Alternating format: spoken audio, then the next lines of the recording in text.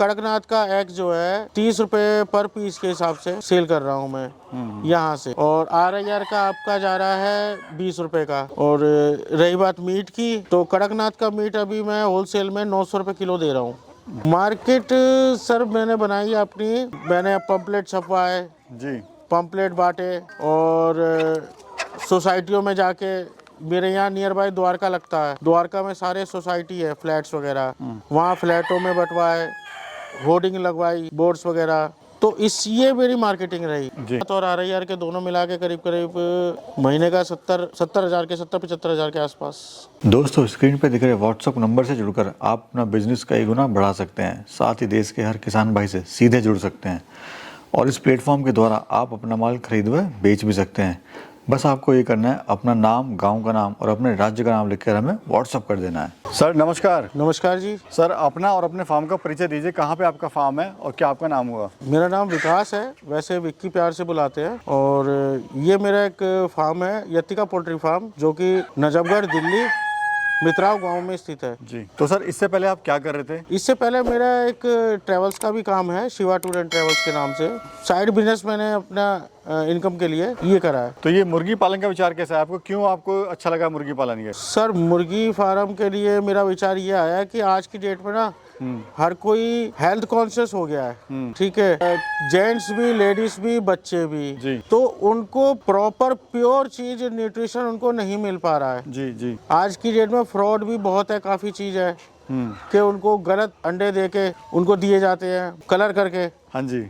फार्मी अंडे कलर करके बेचते हैं मार्केट में, फ्रॉड करते हैं जी तो यही चीज देख के मैंने अपना फार्म खोला है। जी। और यहाँ पर जो है मैं कस्टमर को डायरेक्ट बुलाता हूँ, सामने उनके अंडे देता हूँ जी। तो एक उनसे उनको भरोसा हो जाता है, एक मतलब कस्टमर को लगाव हो जाता है कि हाँ जी ये जेन्युइन और प्योर अंडे हैं यहाँ के। सर, अक्सर देखा है जिस तरह का काम शुरू करना चाहते हैं तो लोग जो है सिर्फ सोचते रह जाते हैं कि अब करेंगे, उम्र बीत जाती है जी। लेकिन आपको हिम्मत कैसे आई? कैसे आपको लगा कि इसमें मुनाफा है इस काम में? सर देखो, मुनाफा तो है, बस इसके अंदर क्या है, लगन, मेहनत और ईमानदारी। ये आप चीज रखो, आपको सक्सेस मिलेगी ही मिलेगी। जी जी। और थोड़ा सा आपको धैर्य रखना पड़ेगा। सर, आपने यहाँ पे कड़कनाथ भी रखे हुए, साथ में RIR भी है जी। तो दोनों का क्यों रखे हुए? दोनों के रखने के क्या फायदे हैं? देखिए, मेरा मेन पर्पस जो है ना, मेरा अंडे का है। तो कड़कनाथ एक सबसे हाइब्रिड, इसके अंडे से लेके मीट तक में प्रोटीन, कैल्शियम और हर चीज की मात्रा काफी ज्यादा है। और मार्केट में लोकल अंडों को कड़कनाथ बता के बेचा जा रहा है। हाँ जी। उस चीज से मैंने कड़कनाथ रखे कि मैं लोगों को जेन्युइन चीज दूंगा, बढ़िया चीज दूंगा, ताकि जो वो पैसे लगा रहे हैं वो उनके खराब ना जाए। तो सर ये बताइए, आपने कितने मुर्गों से स्टार्ट करा, कब करा और कितना आपको खर्चा आया था? ये मैं मार्च लास्ट वीक में लाया था, बच्चे लेके आया था, चिक्स, RIR के और कड़कनाथ के जी। समथिंग दोनों मिला के 500 के होंगे। और ये मेरे को पड़ गया था 45 रुपए का कड़कनाथ का और 40 रुपए का RIR का एक चिक्स पड़ गया था। अच्छा। तो ऑन एन एवरेज सारा सेटअप वेटअप सारा कुछ मिला के 70-80 हज़ार रुपए हो गया, लग गया था। तो आज कितने बर्ड हैं सर? आज है मेरे पास ये करीब 400 बर्ड्स हैं सारे मिला के, मेल फीमेल। तो आप ये चूजा लाए थे, बड़ा मुर्गा लाए थे? नहीं, चूजे लाया था। और अब उनको ये बड़े, अब वही ये चूजे जो हैं जो बड़े हो गए हैं अब आपके। तो चूजा कितने का पड़ा था आपको? चूजा मेरे को बताया ना मैं आपको, 45 रुपीज़ का मेरे को पड़ा था इसका कड़कनाथ का जी। और 40 रुपीज़ का पड़ा था RIR का। तो ये आपने अंडे के लिए रखे हैं, मीट के लिए? इसमें मेन तो अंडे हैं, मीट के लिए भी मुर्गे रख रखे हैं। कोई अगर आ जाता है कस्टमर कि भैया हमें मीट चाहिए तो मीट भी दे देता हूँ मुर्गे का। अच्छा, दोनों है। तो किस रेट का अंडा दे रहे हो, किस रेट का आप ये मुर्गा दे रहे हो? अभी तो कड़कनाथ का एग जो है 30 रुपए पर पीस के हिसाब से सेल कर रहा हूँ मैं यहाँ से। और RIR का आपका जा रहा है 20 रुपए का। और रही बात मीट की, तो कड़कनाथ का मीट अभी मैं होलसेल में 900 रुपए किलो दे रहा हूँ। जी। तो शुरुआत में सर आपने मार्केट अपनी कैसे बनाई है, बताइए? मार्केट सर मैंने बनाई अपनी, मैंने पंपलेट छपवाए जी। पंपलेट बांटे और सोसाइटियों में जाके, मेरे यहाँ नियर बाय द्वारका लगता है, द्वारका में सारे सोसाइटी है फ्लैट्स वगैरह, वहाँ फ्लैटों में बंटवाए, होर्डिंग लगवाई, बोर्ड्स वगैरह।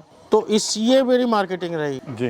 तो कोई शुरुआत करे, कोई मार्केट अपनी बनाना चाहे तो सर कैसे बना सकता है? मार्केट अगर किसी को बनानी है अपनी ना, तो मैं तो एक ही सलाह दूंगा कि डायरेक्ट कस्टमर के पास जाओ, कैसे भी करके डायरेक्ट कस्टमर पकड़ो। फॉर एग्जांपल आपको एक देता हूँ मैंने क्या करा है, मेरे यहाँ द्वारका में पार्क है, उस पार्क में सुबह और शाम डेली काफी लोग आते हैं, बच्चे से लेके बुजुर्ग तक, कम से कम नहीं तो 800 से 1000 बंदे एक टाइम में आते हैं। मैं अपने गया, मेरे पास स्कूटी है, मैं स्कूटी से गया, एक छोटा सा मैंने बनवा रखा है अपना फार्म का बोर्ड, और 4 ट्रे अपने अंडे के ले जाता हूँ, ले गया वहाँ जाके मैंने उनके जो एंट्री गेट है वहाँ बैठ गया, बस 2 घंटे अपना मेरा फार्म का, और एक पंपलेट छपा रखा था। जो कोई भी कस्टमर आता पूछता कड़कनाथ, काफी वो नॉलेज नहीं है कड़कनाथ है क्या चीज, क्या विटामिन है, इसका महंगा इतना क्यों है, तो उसके लिए मैंने पंपलेट छपा रखा, उसके अंदर सारे उसके इंग्रेडिएंट वगैरह सब लिखे, विटामिन कैल्शियम कितना किस में है, वो उनको मैं दे देता हूँ, थोड़ी अपनी मुँह जबानी समझा देता हूँ। तो उससे मेरे को मार्केटिंग करने में काफी फायदा मिला है। एक एग्जांपल ये हो गया। दूसरा मेट्रो स्टेशन हो गया। देखो कौन सा मेट्रो पे सबसे ज्यादा भीड़ होती है शाम के टाइम, 2 घंटे वहां जाके खड़े हो जाओ, अपने बैठ जाओ, खड़े हो जाओ, आपको वहां से कस्टमर मिल जाएंगे। रोज के भी आपको 5 कस्टमर मिल गए। ये आपने बड़ा अच्छा बताया, मेट्रो का सिस्टम है, क्योंकि जो आपके क्षेत्र में स्टेशन पड़ता है तो वो जो लोग उतरेंगे वहीं के होंगे, वहीं के लोकल होंगे जी, और आपका फार्म भी वहीं पर है जी। तो ये मार्केटिंग का बड़ा एक अनूठा और बड़ा ही मतलब एक अच्छा आपने जरिया बताया सर। और उनको डिलीवरी दो उनके घर पे, पहली डिलीवरी बोलो फ्री है, सेकंड डिलीवरी पे अपना जो आपका मिनिमम चार्ज पड़े वो चार्ज लगा के दे दो। जी जी जी। और कुछ स्कीम निकाल सकते हो, जैसे 2 ट्रे 3 ट्रे ली, डिलीवरी फ्री। तो सर अगर बात करें आप मंथली कितना मुर्गा और कितना अंडा आप सेल कर लेते हो? बेसिकली अंडे ज़्यादा सेल होते हैं, मुर्गा तो कम ही है। अंडे की हो जाता है मेरा कड़कनाथ और RIR के दोनों मिला के करीब महीने का 70-75 हज़ार के आसपास निकाल लेते हो जी, दोनों का मिला के। ये प्रॉफिट आप बता रहे हैं जी। तो सर बताइए पर डे कितना मुर्गा और कितना अंडा आप सेल कर लेते हैं? पर डे का तो मेरा चला जाता है आपका 5 से 6 ट्रे करीब डेली की निकल जाती है, ये मिनिमम है, इतना तो निकलना है, बाकी ऊपर भी निकल जाते हैं। और अभी जैसे टेम्परेचर कम होगा, सर्दियां बढ़ेंगी, तो इसकी रिक्वायरमेंट डबल ट्रिपल भी चली आएगी। और मुर्गा कितना निकाल लेते हैं? मुर्गा तो सर 15-20 दिन में 2-4 मुर्गे निकलते हैं, क्योंकि मीट का कमी है। अंडे का एक्चुअली यहाँ पर मैंने कड़कनाथ का आपको बताया ना 900 रुपये किलो है। तो लोग बाग वही सोचते हैं, कहते हैं भैया इससे अच्छा तो हम वो बकरे का ले लें। जी जी जी जी। लेकिन अभी उनको जिनको नॉलेज है कड़कनाथ की ना, वो तो हंस के ले जाते हैं, 1 किलो नहीं वो 2-2 किलो 3-3 किलो ले जाते हैं। प्रॉफिट कितना ले रहे हैं सर आप इससे? प्रॉफिट तो सर इसमें आ जाता है 60-70 हज़ार रुपये मंथली का।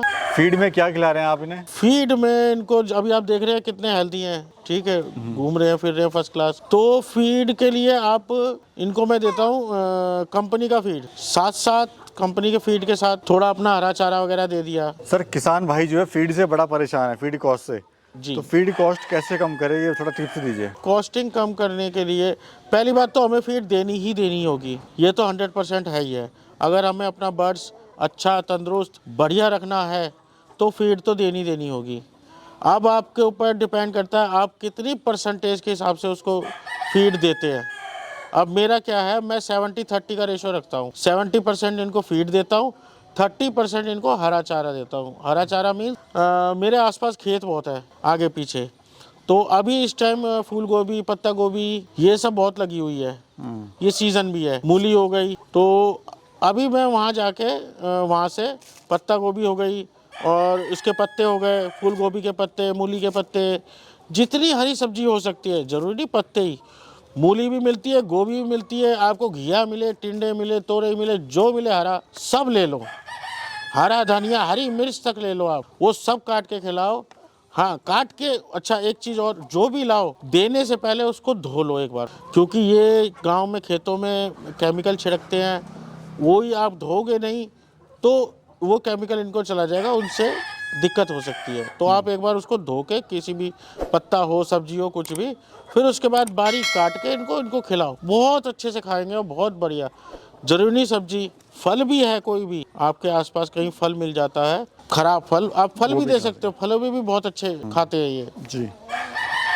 तो सर ये बताइए कैसे कोई अपना फार्म स्टार्ट कर सकता है, कितने बर्ड से शुरुआत करना चाहिए, कौन सी बर्ड बेस्ट रहेगी उसके लिए? देखिए सर, बर्ड तो बेस्ट आज की डेट में मेरे हिसाब से तो कड़कनाथ ही है। ठीक है, जी पहले तो वो अपनी जगह देखे, उसकी लोकेशन क्या है, मैं कहाँ फार्म कर रहा हूँ।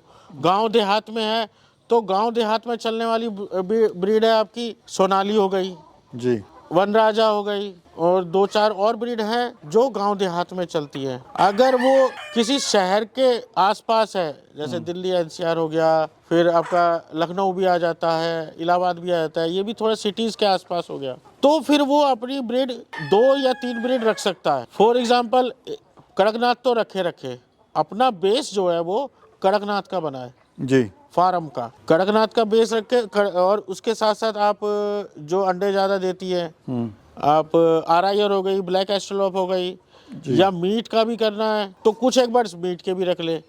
इनकम आनी चाहिए। मेन फार्म का मतलब ये है कि हमें भैया पैसा आना चाहिए, चाहे वो अंडे से आए चाहे मीट से आए। ठीक है सर, ये बताइए फार्म क्यों बंद हो जाते हैं, क्यों नुकसान होता है फार्मर को?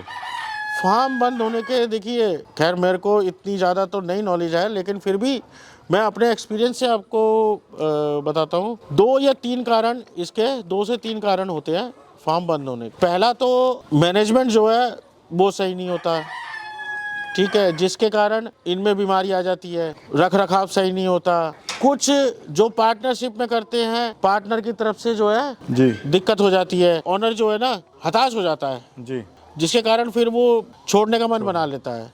तो एक तो पार्टनरशिप में ना करें। पार्टनरशिप का बहुत है। मैं तो पर्सनली अगर किसी को सलाह दूं, छोटा कर लो लेकिन खुद से करो।